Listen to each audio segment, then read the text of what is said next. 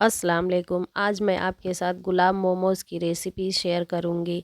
बिना food colour डाले हम आज गुलाब मोमोज़ बनाएंगे। सिंपल तरीके का तो मोमोज़ हमने बहुत खा लिए, लेकिन चलिए आज हम कुछ यूनिक तरीके का मोमोज़ बनाकर खाएंगे।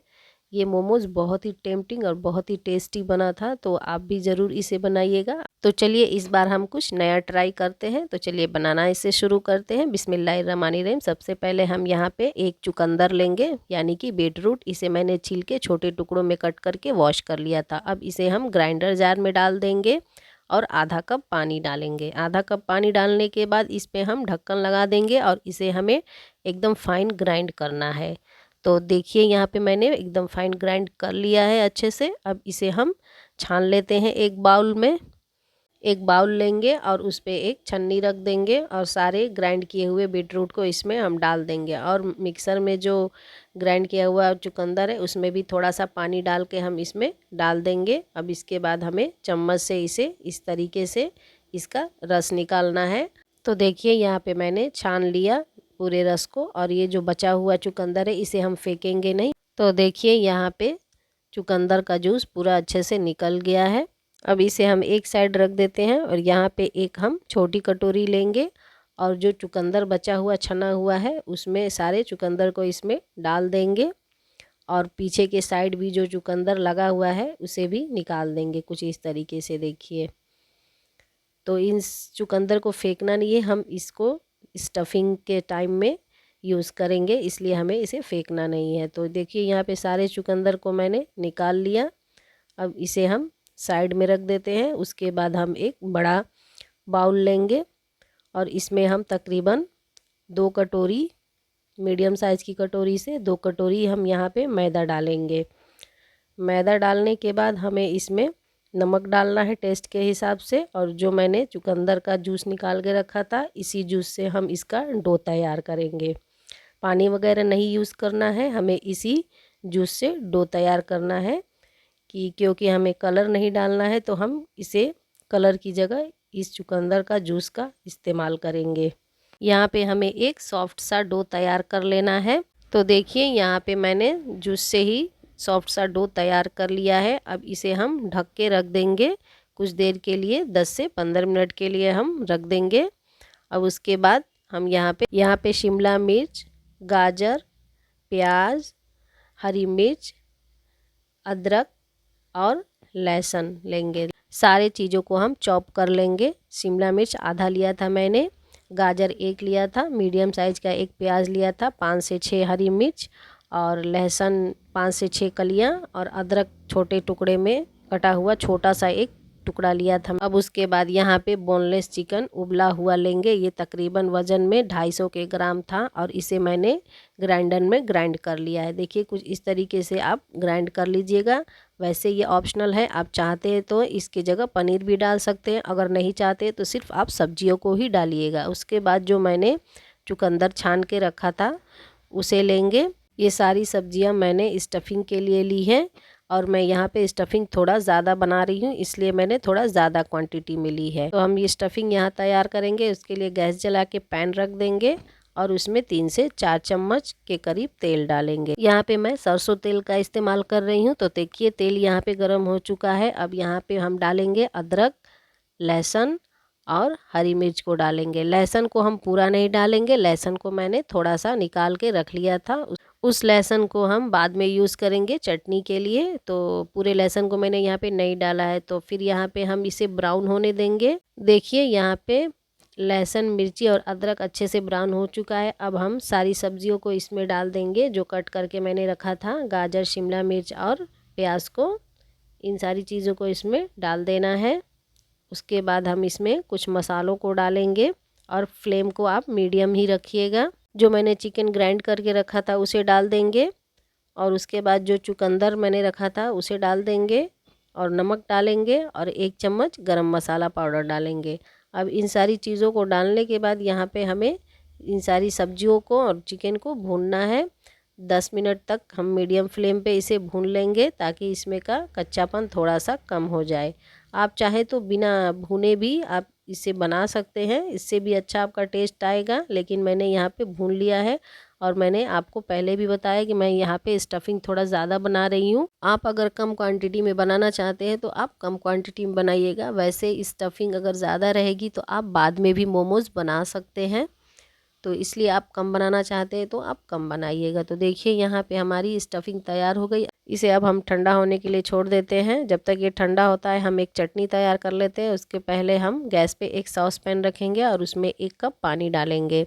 पानी डालने के बाद यहाँ पे हम 2 बड़े साइज़ के टमाटर लेंगे, बीच से कट किए हुए। चारों तरफ से आप थोड़ा थोड़ा कट लगा दीजिएगा ताकि छीलने में आसानी हो। उसके बाद हम यहाँ पे 7 सूखी वाली लाल मिर्च लेंगे। अब इसे हम पकने देंगे। देखिए ये पकना शुरू हो गया है। इसे थोड़ा सा हम ऊपर नीचे कर देते हैं ताकि अच्छे से दोनों तरफ से पक जाए। इसे ढक के हम कम से कम 10 से 15 मिनट पका लेंगे मीडियम फ्लेम पे। तो देखिए यहाँ पे देख लेते हैं कि हमारे टमाटर अच्छे से गले कि नहीं। तो टमाटर हमारे अच्छे से एकदम गल चुके हैं। अब हम गैस के फ्लेम को बंद कर देते हैं और इसे हम ठंडा होने के लिए छोड़ देंगे। जब ये ठंडा होगा तभी हम इसका चटनी बनाएंगे। तो देखिए यहाँ पे हमारा आटा भी अब बढ़िया से तैयार हो गया है। अब इसका हम पेड़ा तैयार कर लेंगे। थोड़े बड़े साइज़ के पेड़े हम लेंगे और इसके एक एक करके पेड़े हम तैयार कर लेंगे। तो देखिए यहाँ पे मैंने पेड़े तैयार कर लिए। 4 पेड़े मैंने तैयार कर लिए थे थोड़े से सूखे आटे लगा के। अब इसके बाद हम एक चकला लेंगे और इसकी एक पतली सी रोटी तैयार करेंगे। जो 4 लोइयाँ मैंने ली है उसके एक एक हम पतली रोटी तैयार कर लेंगे। पहले एक सूखा आटा लगा के एक रोटी तैयार कर लेते हैं। जैसे घर में हम चपाती वगैरह बनाते हैं बिल्कुल उसी तरह हमें एक पतली सी रोटी तैयार कर लेना है। मैं यहाँ पे आपको पतली सी रोटी तैयार करके दिखाती हूँ। तो देखिए यहाँ पे मैंने एक रोटी पतली सी तैयार कर ली है। आपको इसी तरह रोटी बना लेना है एक पतला सा। अब यहाँ पे रोटी बनाने के बाद इसकी हम कटिंग करेंगे। हम यहाँ पे एक गिलास लेंगे और उस गिलास से कट करेंगे। अगर आपके पास कटर है तो आप कटर से भी कट कर सकते हो। तो छोटी छोटी पूरियों की साइज़ का हम कट कर लेंगे। पूरियों की तरह छोटी छोटी पूरियों की तरह हमें इसे कट करना है। और बिल्कुल भी याद रखिएगा आपको बिल्कुल भी पतला रोटी बेलना है, वरना आपके गुलाब मोमोज अच्छे नहीं बनेंगे, वो मोटे मोटे बन जाएंगे। तो देखिए यहाँ पे मैंने कट कर लिया है।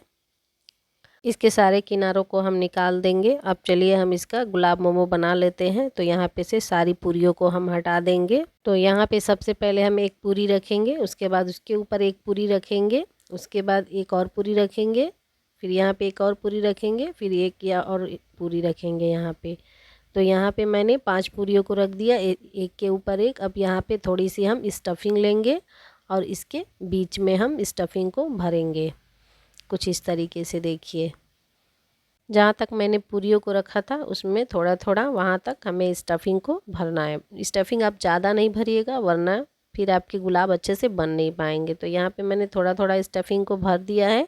अब इसके किनारों को हम उठाएंगे और बीच में ऐसे चिपका देंगे। और उसके किनारों पे नहीं चिपकाना है, आपको किनारों को थोड़ा छोड़ के ही इसे चिपकाना है।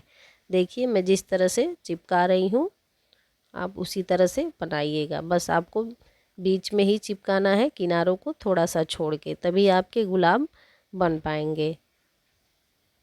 ऐसे किनारों को उठाइएगा और फिर आप बीच से ऐसे चिपका दीजिएगा।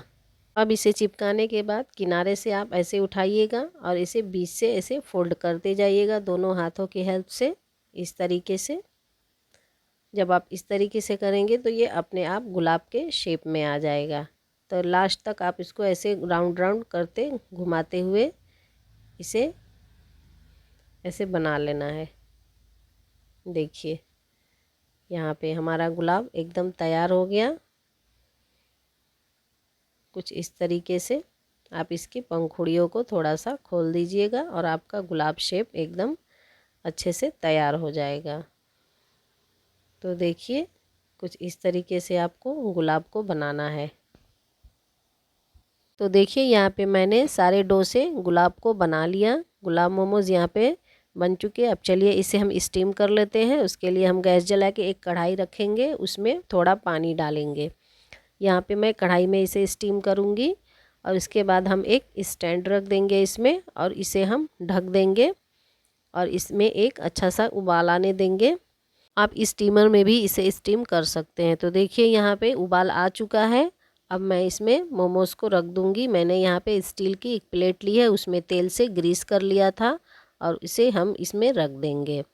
अब इसे हम ढक देते हैं अच्छे से और इसे हम 10 से 15 मिनट मीडियम फ्लेम पे स्टीम कर लेंगे। जब तक ये स्टीम होता है तब तक हम इधर मोमोज़ की चटनी बना लेते हैं। यहाँ पे टमाटर के छिलकों को हम उतार देंगे। जब ये कट हम लगाते हैं तो टमाटर के छिलके देखिए एकदम बिल्कुल आसानी से उतर जाते हैं। तो टमाटर को छील देंगे, दोनों टमाटर को यहाँ पे मैंने छील लिया है। अब इसे हम ग्राइंडर जार में डालेंगे। ग्राइंडर जार में डाल के इसे हमें एकदम फाइन ग्राइंड करना है।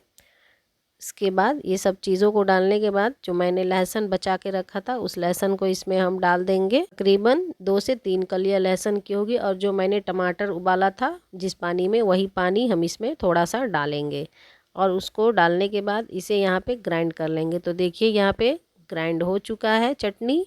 अब चलिए इस चटनी को हम थोड़ा पका लेते हैं। उसके लिए हम गैस जला के एक पैन रखेंगे, उसमें 2 से 3 चम्मच रिफाइंड ऑयल डालेंगे। तेल जब गर्म हो जाए तब इसमें हम सारी चटनी को डाल देंगे। उसके बाद नमक डालेंगे, आधी चम्मच चीनी डालेंगे, 1 चम्मच सोया सॉस डालेंगे, 2 से 3 चम्मच टोमेटो केचप डालेंगे और 2 चम्मच के करीब हम विनेगर यहाँ पे डालेंगे।